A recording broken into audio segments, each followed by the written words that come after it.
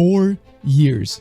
4 years to create something innovative, thrilling, adventurous, and taking the Pokemon series to new heights. 4 years to outline a blueprint for us to follow. 4 years to articulate a new standard for this newly introduced Legend series. 4 years to set the pace and expectation to what is to come in the future. We haven't seen this much time spent on a Pokemon game since Black and White, and the story that followed suit with an incredible sequel to further expand what was introduced is what I truly believe Legend CA is set out to do for an incredible successor down the line. But with that, it's indicative that Game Freak not only listened but has now set the series up for an incredible time to experience, so much so that the constant history of Pokemon continuously struggling to push out an excellent 3D Pokemon game up until now is what I believe was finally the breakthrough point they were looking for due to multiple reasons from a developer's perspective. But of course, with a new title comes a new wave of criticism. Knowing this community, I'll probably be attacked for explaining how I feel about this game one way or another, and to that I say, I just really don't care. For once, I was thoroughly looking forward to a new mainline Pokemon game, and with the direction this series was heading, I was slowly losing hope in the franchise. But I had always tried to stay optimistic about things, to which I firmly believe that it finally paid off because, ladies and gentlemen, Pokemon Legend ZA, the best 3D Pokemon game, finally exists.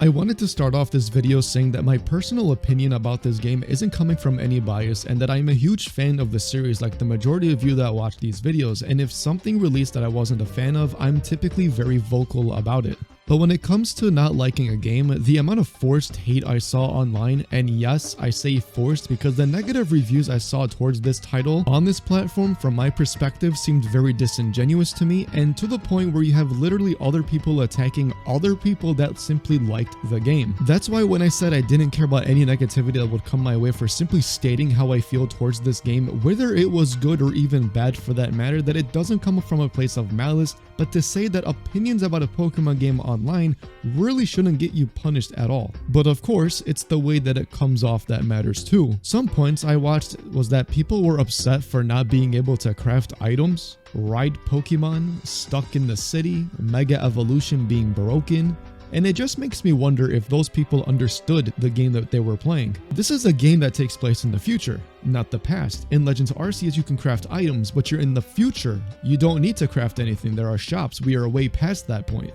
The city was advertised for it to be that way, but you bought and played the game anyway. What are you going to do, ride a go-go around? I guess you could, but there's cab taxis, and if you want to just fly, then I guess that's the only reasonable accommodation they could have given us, allowing us to fly to the other fast travel points. So I can kind of understand that, but to not have multitude of different ride Pokemon available, I mean, look at the environment that you're in, what else is there to do? And then lastly, Mega Evolution will always be broken, but it's always a fun mechanic to play with. It was much more explored in this game than in the original X and Y where it first debuted, so of course when Megas are involved, you should automatically assume that the game will emphasize on powerhouses going neck and neck with each other to win. That's the whole point, that is the whole selling point of Kalos to begin with. I digress, but do you see what I mean? Anyways, I wanted to highlight this point before continuing, and if you have opinions of your own, then feel free to share them in the comments and explain those opinions rather than just saying, oh, this was good or this was bad, because it creates interesting discourse,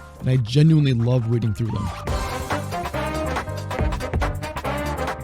My biggest worry about the game was how on earth they were going to fill Lumio City up with enough content to justify a whole story arc taking place that restricts you from exploring anything outside of it. Given what we got, I'm honestly surprised with what they did.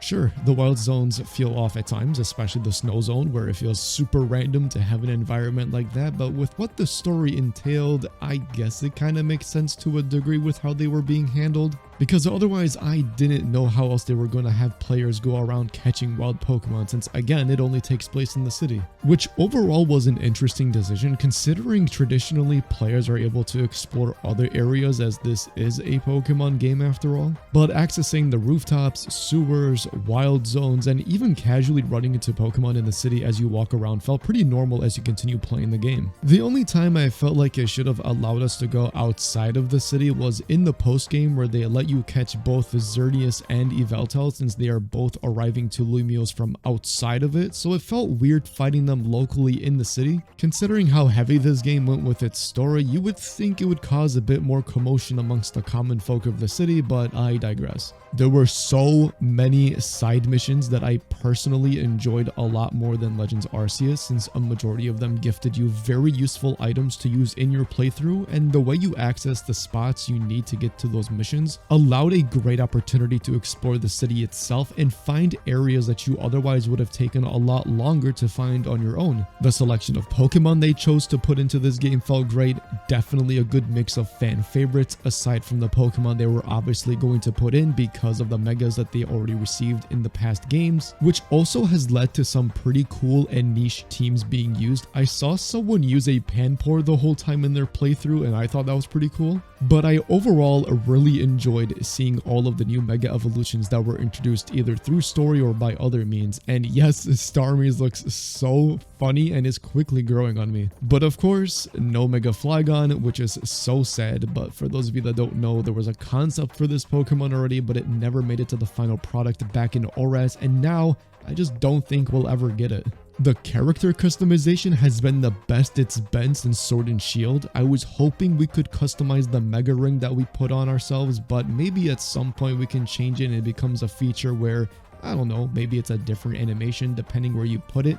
But it seems to just be a reused animation model when you Mega Evolve from past games, which to be honest, I don't really care. But there was enough to do and complete for your average Pokemon game experience, and that was just in Lumiose City as opposed to the whole Kalos region. The game is like a bit over 20 hours or so, so it kinda equates to how you would normally typically play X and Y, or even Emerald or Black and White 2 Platinum. It felt fulfilling, but I have to give credit where credit is due, and that is with the music in this game. There are so many banger soundtracks that easily makes this game a top 5 contender for the greatest Pokemon OSTs of all time, especially when those soundtracks involve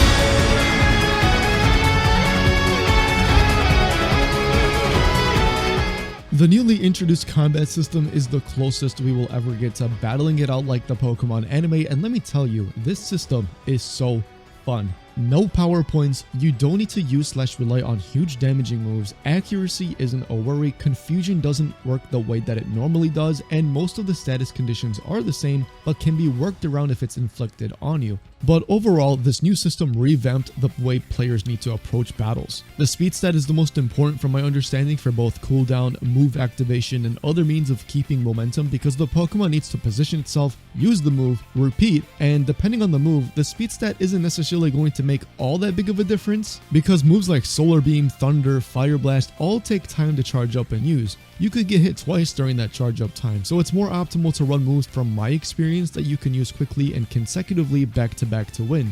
There's both advantages and disadvantages, since if you're on a cooldown, then a Pokemon charging an attack has that moment to strike for huge damage. Items like the Quick Claw can speed that process up. Moves like Charge or Swords Dance that are not permanent stat boosts and wear off after some time, but are very useful to get off useful damage for moves that don't require much charge up time. I really would not want them to bring back the turn-based system for this game, or even any other Legends games down the line for that matter. Leave that for the Generation mainline titles like Generation 10 for example. It's the most action-packed we've seen that doesn't really occur with the turn-based system, but of course there's fundamental flaws to both, but if we went along with what matches best with the said game, then I think I'm going to keep my answers the same. As we got the opportunity to explore an online ranked mode, it's just nothing but chaos online with all the different mega megas and strategies people are pulling off, like Explosion Metagross claiming 3 defeats in 1 move. For those that don't know, this mode requires you to defeat the most opponents to win the match, and incentivizing this mode with allowing the players to get the Kalos starter Mega Stones, which kind of blows because it's behind a paywall, and I don't need to explain why locking something behind a paywall is pretty ridiculous in the timeline of Pokemon. But it's kind of hard to say without this incentive how well the game mode is doing, because I want to say, just based off what I'm looking at online with these tournaments that are currently going on, a lot of people seem to have a lot of fun playing this game mode. There is a cheesy exploit you can do that I found out as I was playing the game. If you time your switch correctly, you can dodge the incoming attack and completely negate it when you switch into your next Pokemon, but its consequences is you being vulnerable for a bit because your Pokemon does an animation when it's sent out every time. The same dodge tech can be done if you Mega Evolve while the move is coming directly towards you. Again, it's pretty cheesy, but it still has its fair share of risks, so it's not completely a busted piece of tech that you can abuse. But having a battle system that's so anime-like is perfect for a game like this, simply because of its story. The story, man. If this game didn't set up for what could be the greatest Pokemon remakes of all time in the future, if they ever plan to release Generation 6 remakes for that matter, then I don't know what else it could have done all of this for, aside from telling a great and fulfilling story for Zygarde in this game. From the moment it debuted in its original game to not receiving any explanation to shifting its focus to a whole separate generation, only to come full circle back to Kalos for this game. To tie in Alola because of the move Nightlight looking like a Z move only further promotes the logic I'm sharing, just so that it connects it all together. But it's titles like these that open up my appreciation towards Pokemon that I may not think about all too deeply. That ending was so new and unique that I simply just wasn't expecting it at all and just assumed it would be a regular Pokemon battle to settle the fate of the city, but holy was I super wrong about that. I mean, kinda, since you had to fight your rival one last time to see who could Mega Evolve Floette and be considered the strongest Mega Evolution user, and take its power to the top of the tower to stop it from bursting its energy out. For me, I did lose the fight, which made the story make sense to me, but if you won the fight, that's where it makes it feel pointless, because at that point, why don't you just script something to make it make sense, even if you win, if that makes sense? But that's just me. But the demonstration of how strong Zygarde truly is once you hit its peak of power was so insane to see it all unfold. I think it's up there with Mega Rayquaza stat-wise, if not even stronger than Mega Rayquaza, which is just something to think about in itself. But after all of that, and to see AZ finally lay himself to rest because you've set out to accomplish what was needed for the city to be saved, and it was just so heartbreaking given the tragic backstory of this character having to be forced to live 3,000 years and constantly reflect on the things he did and what he tried to do to make it all better. Now, Floette also had to live that long too, and I thought it would be the ultimate troll move if they actually let the Floette die along with AZ so that you could never legally obtain this Pokemon.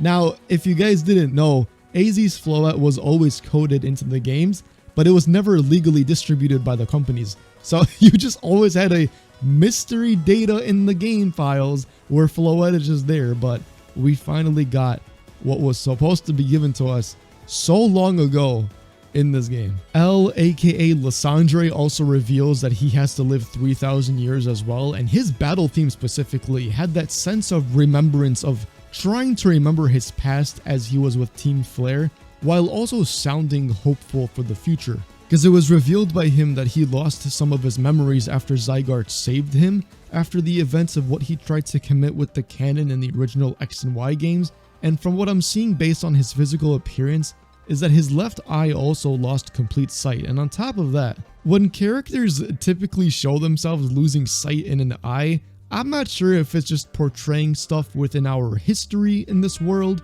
or if it's just a common theme in video games for old people eventually getting more wiser whenever you lose an eye like that. I kind of think that's what the theme is for this character moving forward. But like many people, nobody was expecting him to still be alive, which makes me wonder, what did he do for the past 5 years leading up until this point? Was it just collecting Zygarde cells? I know he was talking a little bit about that, but what else did he do?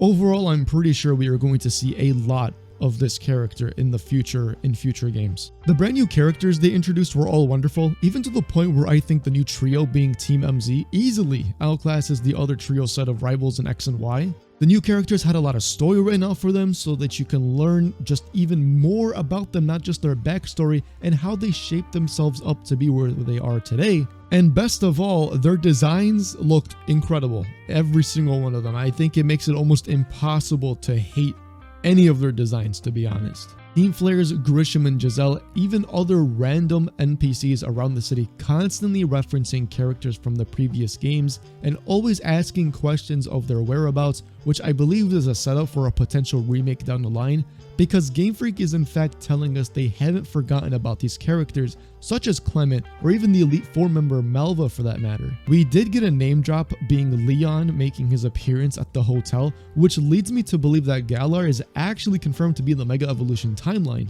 It's the little hints like these that are mentioned here and there that I personally like a lot because it keeps everything tied in and makes you wonder what the current situation is looking like for some of these characters 5 years later after the events of X and Y, especially Emma, with how much she has grown since we last seen her. Emma's mention of Lucre and dropping lore bombs one after another, like we finally know what Pokemon Lucre carried, as Emma says herself that she is gifted all these Pokemon by a man that means a lot to her, aka her mentor. And not only that, Generation 4 fans in general can rejoice because holy smokes, they made a whole museum highlighting Legends Arceus just to pay homage to Hisui, to further prove to everyone that these are in fact mainline games. You still have people that think these are side games, but they are not. They are mainline games all connected with one another. We saw a lot of famous paintings being referenced with Pokemon being on them instead, like Diancie for example, and we also learned that Engo in Legends Arceus returned to his original timeline back in Unova. Also, you can see Callum, the protagonist of X and Y, that can be seen visiting the Tower of Mastery, which gets me curious. Where is he? Where's Serena? We very rarely ever see other protagonists just make an appearance like that in other games, and it's details like these that I appreciate so much. But the biggest piece of lore that dropped is Volo being confirmed to be alive. It is stated that he donated his set of clothes to this museum, but how did he get here? How is he still alive? Is Giratina with him? Did Arceus do something to him? This impeccable character of a villain is 1000% going to be revisited sometime soon, because who on earth knows what he is even planning as of right now, as we are even just playing this game in general. I'd say the early game is a little rough with the hand-holding / tutorial, but it definitely gets crazy good once the game opens up to you doing literally whatever at almost any point during the story. If there was something I wish they included, it would be megas for both Xerneas and Yveltal. Roller skates would be nice to see brought back. I'm not sure why you can only buy one mint at a time instead of multiples at once. You know, it's just, we're so close to finding perfection, but there's always one thing that they do that's so annoying at times. But key things that I noticed that I really liked are the change moves menus and how the shiny sound effect finally returned into the overworld so that we can actually hear and see, because there are now sparkles that sparkle around the Pokemon if you find a shiny, which is amazing. Plus, the TMs being unlimited. I don't know why they made TMs craftable in Scarlet and Violet and not even unlimited in BDSP, a game that is supposed to be a remake. It just doesn't make any sense to me. But these are just small nitpicks in all honesty, but this was definitely a good experience for a long-time fan of the series. I truly hope that whatever they have cooking up in the future exceeds what Legend ZA brought to us so that we can keep the momentum going to set up amazing future experiences down the line. That's all I have for you guys today. Leave a like if you enjoyed, and subscribe if you are new to not miss out on these future videos. If you have any opinions of yourself or Legend ZA after playing it yourself or whatever, let me know in the comment section down below. I'd love to read them. I'll catch you guys in the next one. Peace out.